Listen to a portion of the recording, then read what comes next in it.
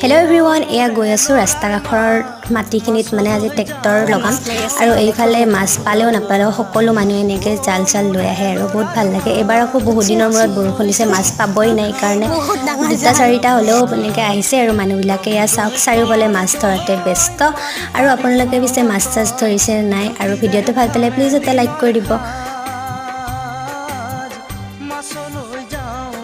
মাছ ক'ত মাছ পানীত সাঁতুৰিব লাগে। আৰু এইফালে মাছ ধৰা চাই মেলি উঠিয়ে ঘৰলৈ আহিলোঁ। ঘৰত আহি চাওক মোৰ চুলি তুলি চুচাই নাই, গৰমত যে মোৰ কি হ'ব, বহুত এলেহুৱা হয় দেই মই।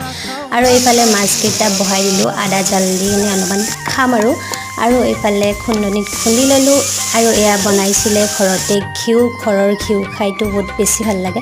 আৰু এয়া ভাত কেইটা লৈছোঁ চাওকচোন, মানে দুপৰীয়া খাব ইচ্ছাই নাযায়। আৰু এইফালে আহিছে আমাৰ নিউ মেম্বাৰ, 19টা কণী দিছে।